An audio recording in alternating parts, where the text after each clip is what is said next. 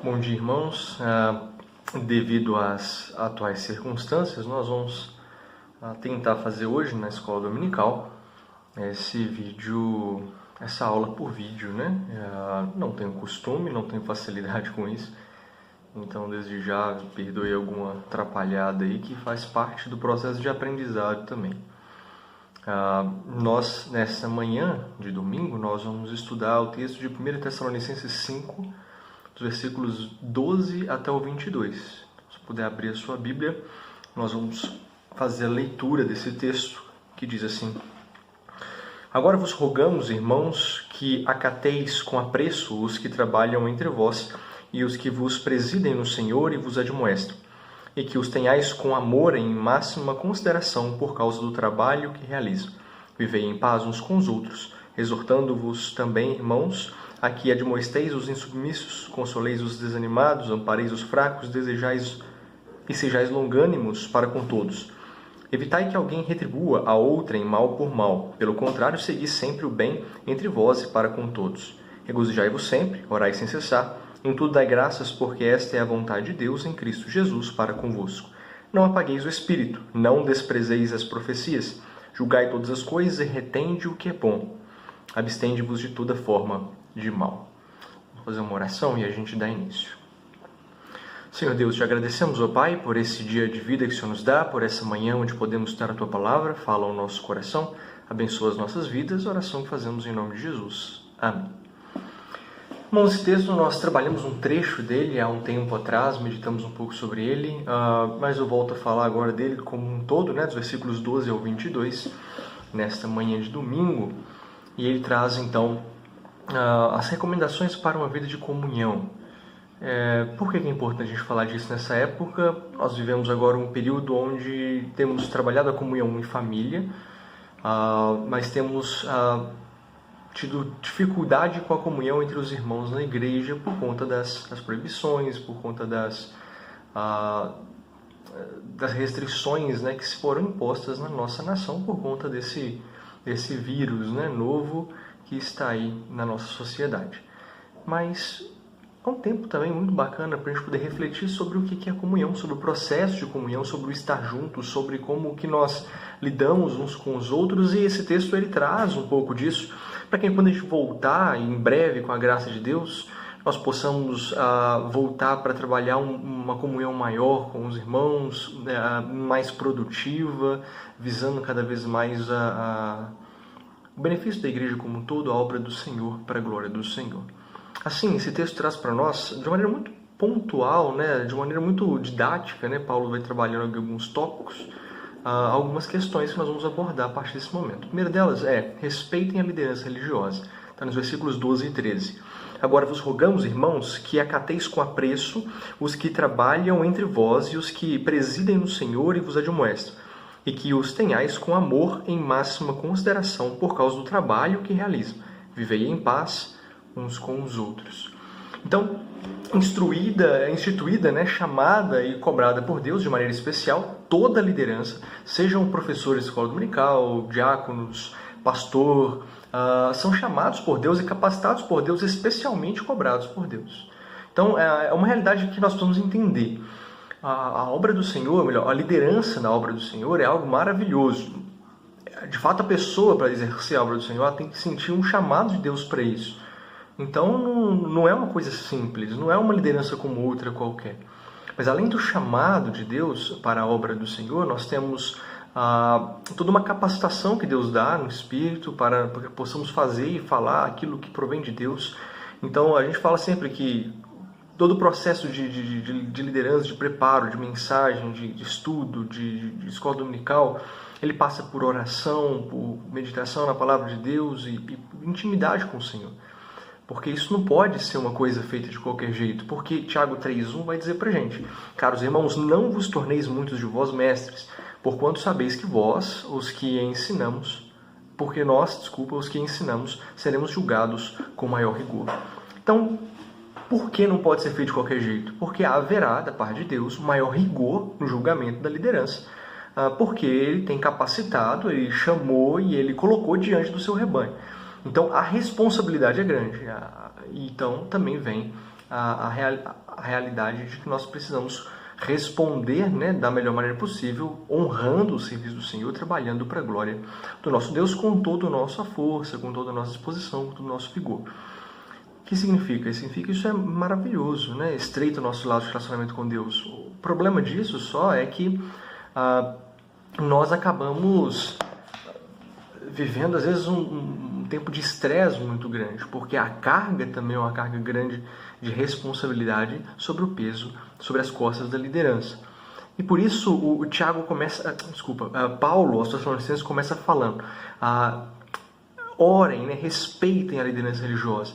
Então é imprescindível que da parte da igreja haja respeito, consideração, honra, né, com a liderança, seja ela quem for, porque isso auxilia o processo. E como cristãos, é nossa responsabilidade esse respeito, porque é uma questão de obediência a Deus e fidelidade à palavra de Deus. Então nós precisamos sim trabalhar isso, para uma questão de intimidade, relacionamento, de comunhão, a questão do respeito pela liderança. Porque a liderança vai trabalhar no nosso meio, né, a melhor organização, a condução dos trabalhos, das mensagens e por aí vai.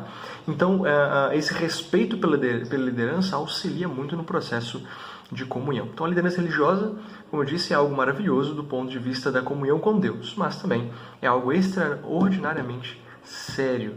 Elias, então, entrou em depressão, por exemplo, ao longo da sua caminhada, e ele é uma realidade que é possível, né, diante das dificuldades, das intempéries e dos problemas que muitas vezes nós enfrentamos.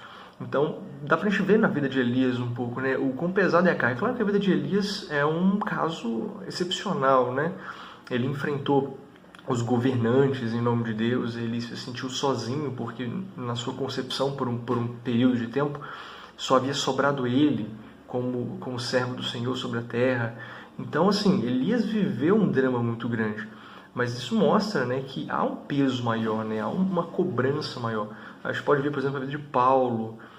Paulo foi preso, Paulo foi torturado, porque ele era uma liderança religiosa. É claro que os cristãos eram perseguidos de maneira geral, mas por ser líder havia, então, uma cobrança ainda maior. Durante muitos anos, né, a liderança ela tinha um tipo de castigo especial, né? Então, geralmente, os líderes, uma questão de impor medo, né, para impor medo aos outros cristãos, esses eram castigados de uma maneira especial. Então, haviam crucificações, haviam torturas, às vezes decapitações, igual na tradição diz que Paulo foi decapitado, Pedro foi crucificado, né? Então, há uma série de questões que são sérias. Estevão é outro exemplo, também foi morto apedrejado por ser uma liderança cristã notável, né, dentro da sociedade. E ele tinha, na sua fidelidade a Deus, ele não arredou pé e foi assim martirizado. Então, a liderança vive uma experiência maravilhosa com Deus, uma comunhão, mas ela precisa das orações, precisa do respeito por parte da igreja. Então, a primeira coisa que você precisa lembrar sempre isso, respeito à liderança. Vamos voltar, depois de um tempo de quarentena, para a comunhão da igreja, respeite os diáconos. Então, os diáconos falou assim, olha, o seu filho não pode ficar correndo dentro da igreja durante o culto, não pode ficar andando. Então, pega o seu filho e coloca do seu lado, você já era para saber disso, mas se você não sabe, coloque o seu filho do seu lado e mantenha ele ali, respeita o que foi pedido ali, porque ele está falando algo que foi combinado pelo conselho da igreja, foi combinado com o pastor, ou que mesmo emana da palavra de Deus. Então, o pastor repreendeu, convocou para uma reunião, tem um motivo por isso. Então, senta, reúna, conversa, respeite a liderança. Isso é importante, isso auxilia no processo de comunhão. Mas o versículo 14 continua dizendo, exortando-vos também, irmãos, a que admoesteis os insubmissos, consoleis os desanimados e ampareis os fracos, sejais longânimos para com todos. O segundo ponto, né, o segundo aspecto, é exerça o amor ao próximo. Então, apesar do ponto da liderança ser algo crucial, importante, a expressão prática dessa comunhão entre os irmãos é o amor ao próximo. Então, pegando o gancho, né, do respeito à liderança, Paulo continua dizendo, corrija quem é insubmisso à liderança, não concorde com eles, não deixe para lá. Corrige. É muito interessante isso que ele fala, exortando-vos também, irmãos, a que admoesteis os insubmissos. Então Paulo falou assim, olha, a questão do amor ao próximo é, sim, você enxergar o erro e buscar a correção desse erro, repreender que esse erro continue acontecendo. Então é muito fácil eu criticar a pessoa errada. Isso não resolve o problema, isso não trabalha a comunhão. E é muito fácil eu deixar para lá, fingir, fazer vista grossa, fingir que eu não vi, deixar problema da pessoa que está sendo insubmissa. Mas a palavra de Deus fala, e o que Paulo nos ensina é, corrija os insubmissos. Então faz parte do papel da igreja chamar atenção. Lembra que há muitos anos atrás nós vimos na igreja, até é tempo da gente rever isso, aquele fluxograma, né, da solução de conflitos. E nós víamos dentro daquele fluxograma, isso é uma coisa interessante, de que o processo de solução de conflitos ele passa por uma conversa sua, quando você enxerga o erro com a pessoa, depois com uma testemunha, depois você leva aquilo para a liderança da igreja se não houver arrependimento. Mas a primeira esfera, né, ou assim, o primeiro patamar, o primeiro nível de correção é por parte da igreja. Então, assim, tenha cuidado com isso também, tenha sabedoria, vai corrigir, tenha certeza de que aquilo aconteceu, não se baseie em boatos, em fofocas, seja uma coisa que você viu, uma testemunha que possa comprovar e leve essa testemunha com você. Agora, nunca corrija alguém baseado em fofoca, ou uma coisa que você viu e você não sabe. Então, porque você viu fulano passando lá, saindo de um boteco, você fala, fulano, você estava lá bebendo, que não sei o quê. Pergunta a pessoa, o que você vai fazer lá? Que eu vi você saindo de lá. Fala, não, eu fui lá comprar uma caixa de fósforo que acabou e lá vendi.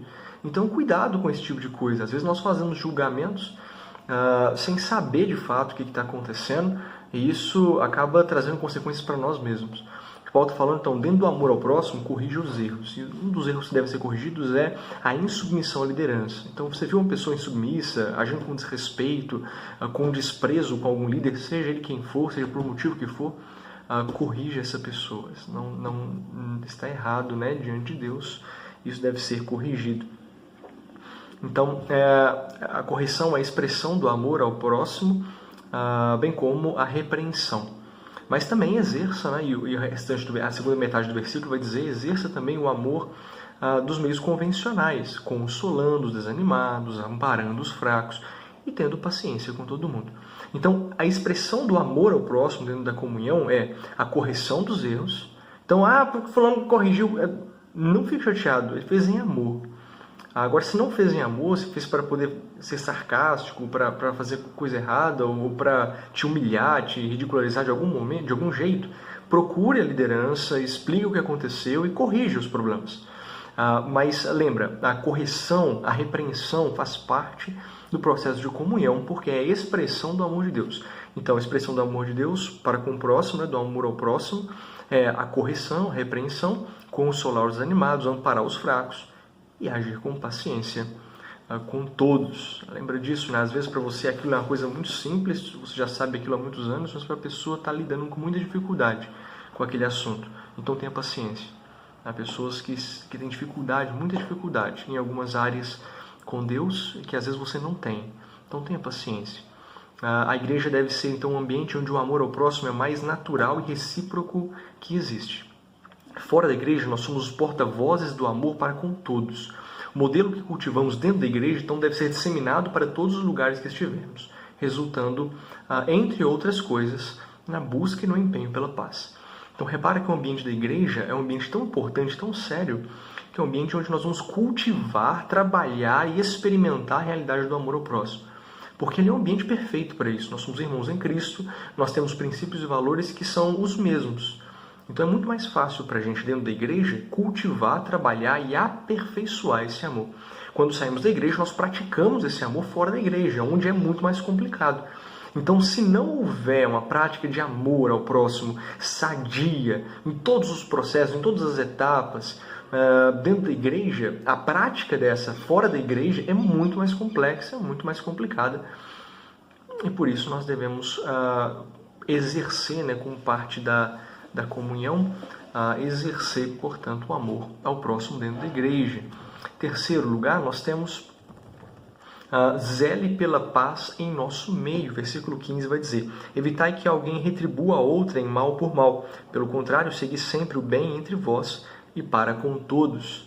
Isso é interessante, porque dentro da igreja não devem haver contendas. O mal não pode ser retribuído com o mal. Na vida com Deus não há lugar para vingança. E isso também deve ser levado para fora da igreja na busca do bem para com todos. Assim, respeite opiniões diferentes, evite os caçadores de conflitos, pessoas que vêm até nós com o intuito de provocar a ira, retribua o mal com o bem, trocando o desejo de vingança por intercessão junto ao Pai. Então, evita, aquelas picuinhas, aquelas ladainhas, aquelas coisas que vão gerar conflito dentro da igreja. Mas não só dentro da igreja, em qualquer lugar. Às vezes nós vamos precisar sofrer o dano para evitar um conflito. Sofra o dano e evite o conflito. A palavra de Deus fala que é inadmissível, por exemplo, dentro da igreja, um cristão processando outro cristão. Por quê? Porque dentro do princípio cristão, que deve ser recíproco em cada cristão, na prática do amor ao próximo, nós resolvemos nossos conflitos conversando, orando uns pelos outros, chorando uns com os outros. Então, dentro da vida com Deus, da comunhão com o Senhor, não deve haver conflitos. Então, evita ao máximo esse tipo de problema. Então, saiba a hora de parar. Tem hora que a gente deve falar, tem hora que a gente não deve falar, tem um jeito certo de falar. Então, é porque eu quero corrigir a pessoa. Você vai lá na frente, fala o nome da pessoa e corrige a pessoa publicamente. Às vezes não é o ambiente, não é a hora, não é o jeito certo. Então, evita o conflito. Conversa com a pessoa particularmente, num lugar separado. Você viu a pessoa fazendo uma coisa errada, ninguém reparou. Chama a pessoa no canto, conversa com ela. Mas evita os conflitos, evita aquelas situações humilhantes, aquela confusão. Eu mesmo evito de ficar instigando a pessoa também a se irritar. Às vezes a gente pega um cacuete da pessoa, um jeito errado que a pessoa fala, um erro que a pessoa comete sempre e ridiculariza a pessoa em cima daquilo. Isso gera estresse. Para você, às vezes, é tranquilo. A gente fala assim que quando a gente vai ver aquelas questões do bullying, que existe, foi muito em voga recentemente, agora já não se fala tanto mais nisso, mas é uma realidade. O agressor, dificilmente ele acha que o que ele está fazendo é errado.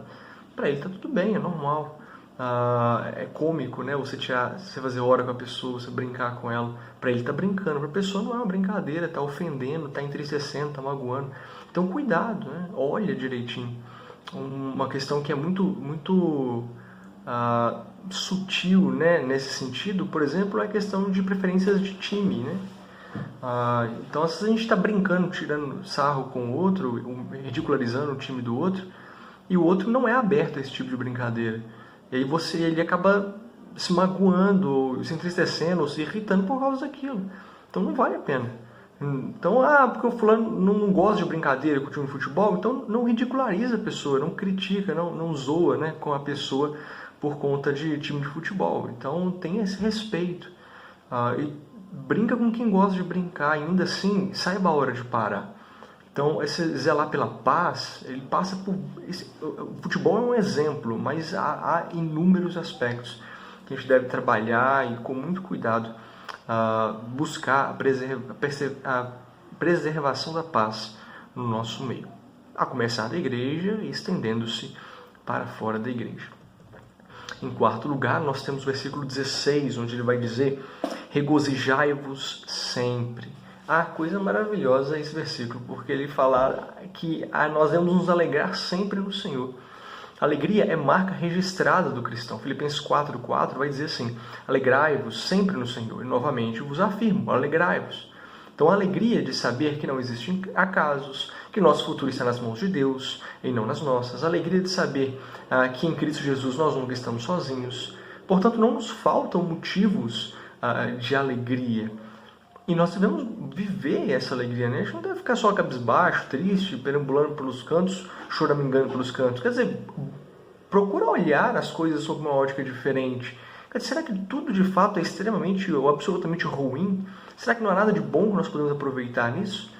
Então dá uma olhada, veja a misericórdia, para você conseguir enxergar melhor a misericórdia, o amor de Deus na sua vida, ou agindo em você. Então, porque, hoje fizeram quiabo lá na hora do almoço, que Deus me livre, me deu desgosto de almoçar em casa hoje por causa daquele quiabo que foi feito. Aquilo, a gente começava a comer assim, e o outro pedaço estava agarrado ainda naquele pedaço por causa da baba que vinha até no estômago. Deus me livre, nunca mais, coisa horrorosa. Mas pera um pouquinho, graças a Deus você tinha o que comer. Então, como que eu posso me alegrar quando eu tenho uma coisa que eu não gosto acontecendo? Eu busco a misericórdia e o amor de Deus apesar daquele problema. Então, tempo de pandemia, eu gostaria que a igreja estivesse funcionando normalmente, que nós estivéssemos reunidos, não fazendo vídeo, mas conversando pessoalmente. É muito mais saudável, é muito mais edificante, é maravilhoso. Mas infelizmente não dá. Então, obrigado, Senhor, porque pela Tua misericórdia existem meios de vídeo, por exemplo, que nós podemos nos comunicar com os outros, telefone, WhatsApp, entre tantas outras mídias. E muito obrigado, Senhor, que apesar das coisas não estarem indo como eu gostaria, o Senhor continua sendo misericordioso. Então há essa alegria, né? E junto com a alegria não tem como a gente deixar de falar do versículo 18, né? Em tudo dai graças, porque esta é a vontade de Deus em Cristo Jesus para conosco. Seja grato, não tem como dissociar alegria e gratidão. A alegria deve acompanhar sempre a gratidão. Seja grato pelo alimento, pela vida, pela saúde, pela casa que você mora, pelo carro que você tem. Seja grato pela salvação em Cristo Jesus, pelas infinitas misericórdias de Deus sobre a sua vida. Seja grato e pare de reclamar.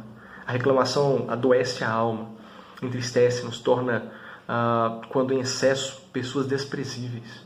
Então, a pior coisa do mundo é você conviver com uma pessoa que reclama sem parar. Reclama de tudo. Porque o sol está quente demais, porque o dia está claro demais, porque o dia está escuro demais, porque está frio demais, porque está chovendo muito, porque está chovendo pouco. Porque tudo a pessoa reclama, aquilo estressa, aquilo entristece, aquilo desanima a gente. A pessoa que reclama em excesso é uma pessoa que vai se tornando desprezível. A companhia dessa pessoa se tornando malquista.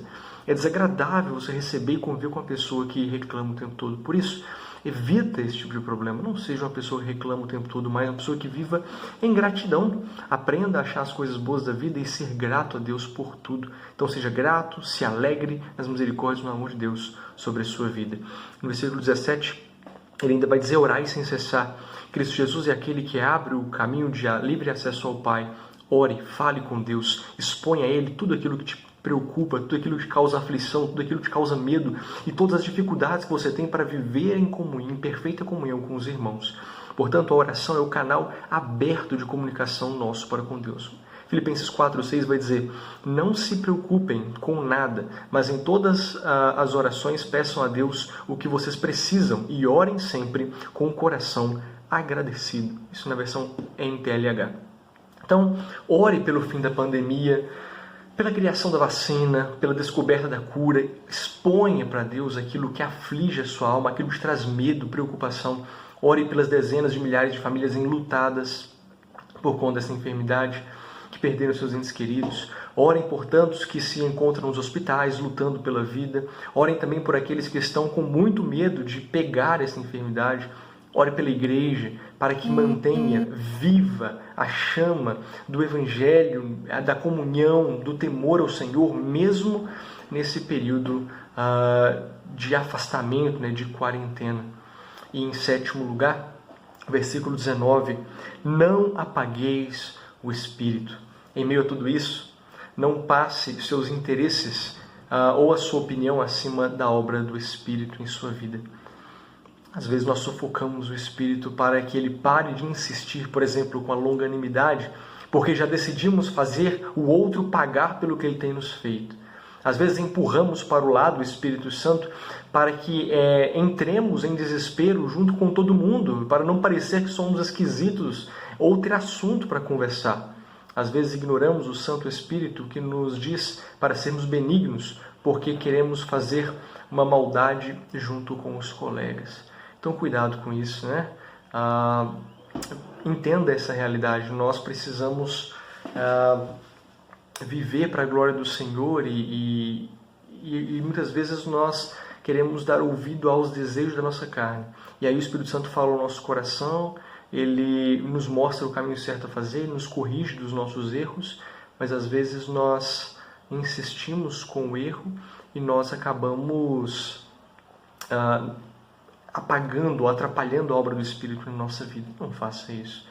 Então, se o Espírito Santo de Deus está trabalhando na sua vida, a paz, a longanimidade, não permita que as pressões sociais ou que uma vontade que você tenha coloque de escanteio o agir do Espírito Santo na sua vida, mas que ele possa continuar trabalhando e te edificando e te fazendo mais parecido com Cristo Jesus. E em 8º lugar, nós temos: não desprezes as profecias, mas julgue tudo e retém apenas o que é bom. Versículo 20 e 21. Então diz assim: não desprezeis as profecias, julgai todas as coisas, retende o que é bom. Então o que ele fala das profecias? Profecias já não são mais um meio tão comum da gente poder ouvir, né, a palavra de Deus. Nós temos a palavra de Deus assim escrita, revelada a nós, e nós temos a instrumentalidade do Espírito que nos conduz no caminho que nós devemos andar. Então não desprezeis as profecias, mas julgue e retende o que é bom.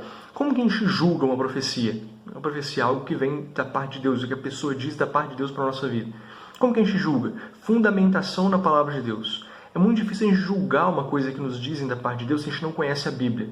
Então, se o caboclo vira e fala para mim, não, porque Deus me disse que eu devo cometer um adultério.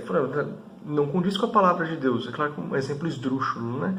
Mas não condiz com a palavra de Deus, é incoerente. Então, eu julgo e ignoro. Mas outras vezes a pessoa vira para mim e fala assim, olha, Deus mandou te dizer, Deus falou no meu coração e eu me senti incomodado para falar com você isso. Falou, olha, você precisa respeitar mais os seus pais. Eu acho que você tem tratado muito mal os seus pais. Falou, puxa vida, isso é coerente com a palavra de Deus. Porque a Bíblia fala, honre seu pai e sua mãe. Portanto, se é coerente, se vem da parte de Deus, seja por outra pessoa, pelo pastor, por uma mensagem que eu ouvi na internet, então julgue. E se é coerente com a palavra de Deus, então é coisa boa, vem de Deus para a sua vida.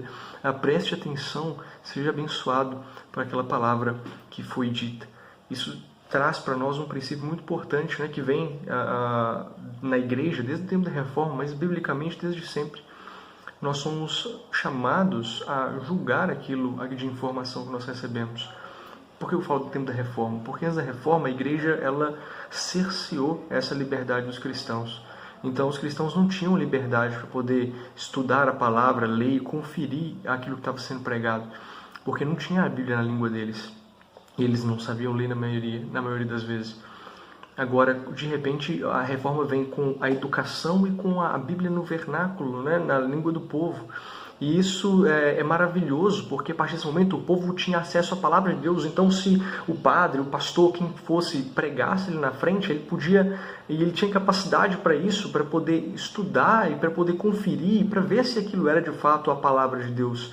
Portanto, julgue todas as coisas. E eu estou falando assim, julgue a coerência na palavra de Deus. Então, a pessoa pregou, tem que estar na palavra. O pregador, o líder, que a gente falou lá no começo, a responsabilidade dele não é falar aquilo que ele acha, é aquilo que a palavra de Deus diz. A única responsabilidade, vamos dizer, uma única função do líder dentro da igreja é você...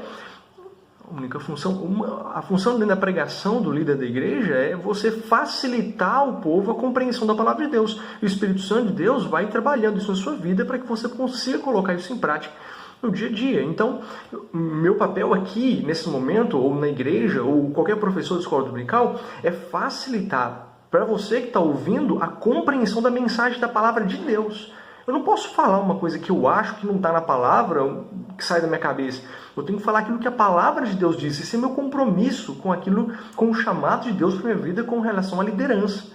Então, é claro que a liderança não é só isso, né? Mas dentro da questão da pregação da palavra, ela passa por isso, né? Pela facilitação, um facilitador. Então, nós somos, né, ensinados, e a fé reformada ela é assim, a pesquise, veja, confira sempre aquilo que está sendo dito, aquilo que está sendo ensinado. Agora, nada impede você estender isso para a vida. Lembra, nossa vida tem que ser coerente em tudo. Então, só abrindo um parênteses aqui nesse tempo que nós estamos vivendo, confira todas as coisas. Então, evita de ficar passando informações mentirosas. Eu já falei isso, quem compartilha informação mentirosa é mentiroso, porque você está compartilhando uma mentira. Então, receber uma informação, e o WhatsApp é terrível, é um instrumento do diabo para poder confundir a cabeça da gente, porque o que eu já ouvi de mentira, e a pessoa assim, que eu confio, pessoa que foi enganada mesmo, com áudio de diretor de não sei o que, de presidente, de governador, de não sei o que, e mandaram mensagem, e o pessoal mente cada vez mais, de uma maneira mais astuta, né? Eles copiam, citam leis que na verdade não existem, mas usam todo aquele cabeçalho para dar mais valor, ou copiam, ou imitam sites para poder parecer que é uma informação daquele site quando na verdade não é. Então, essa é uma realidade muito perigosa, né, da palavra, que nós temos que tomar muito cuidado. Então, cuidado com isso, né, para a gente não cair no erro, ou cometer o erro de sermos ou passarmos por mentirosos, porque nós não conferimos as informações.